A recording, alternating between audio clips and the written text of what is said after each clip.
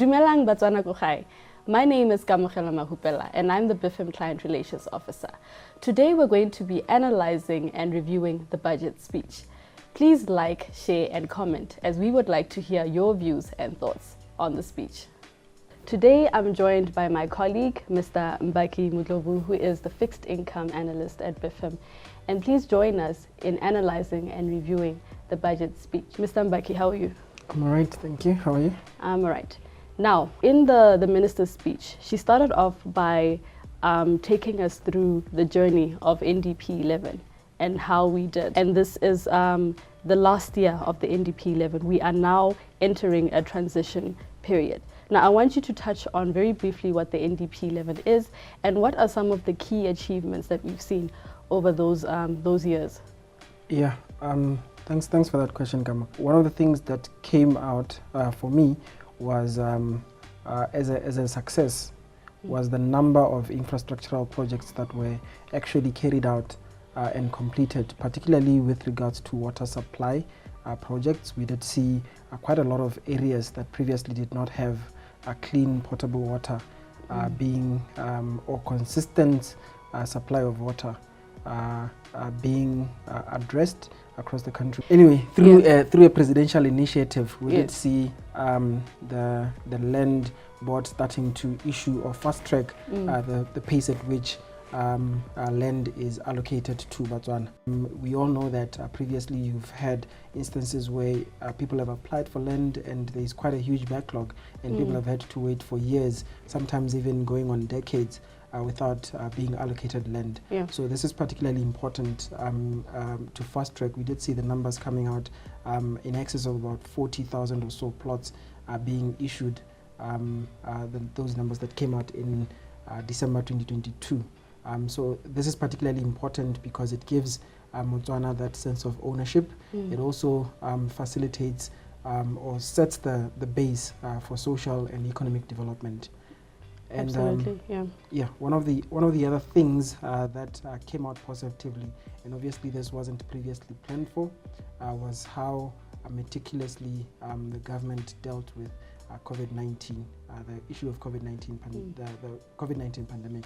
Obviously, there were some learnings that were taken, but overall, if you look at how the government went about formulating the task force, acquiring vaccinations, and also distributing those vaccinations across the country, we did have, it was quite positive, and we did have, we were one of the nations that had a quite a high level of vaccination rate. And this is important because it set the base or it paved way for us to be able to, post-COVID-19, be one of those countries that were able to open up and return to some level of normalcy, both in our lives and economic activity. And that's been quite positive.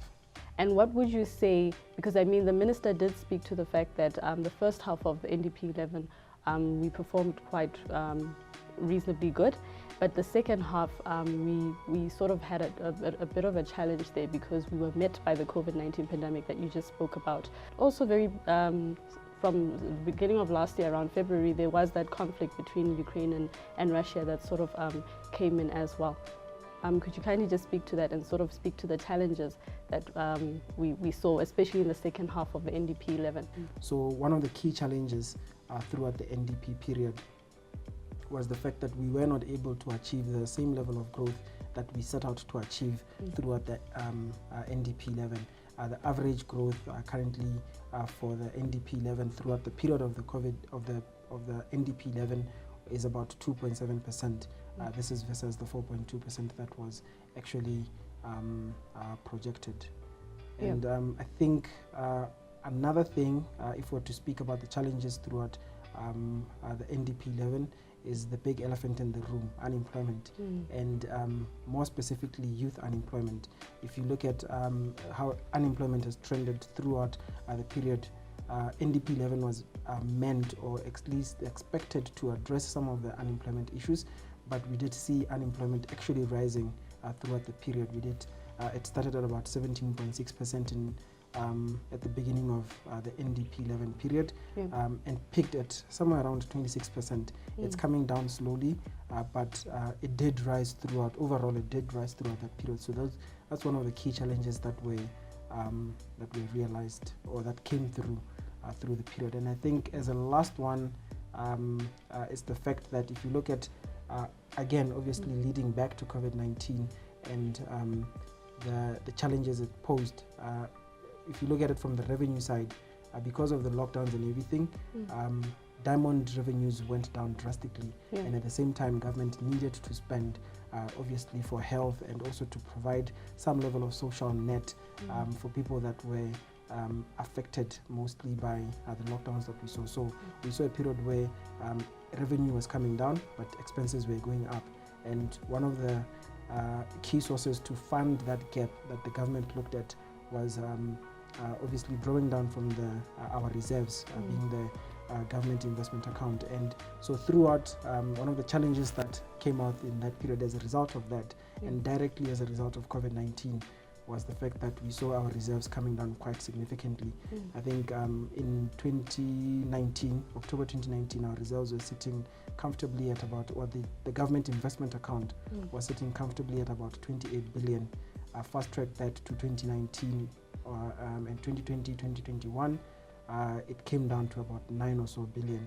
But currently it is recovering because the latest figures as at October 2022 show that it has rebounded somewhat to 17 billion, but there's still a lot of room to cover up to go back to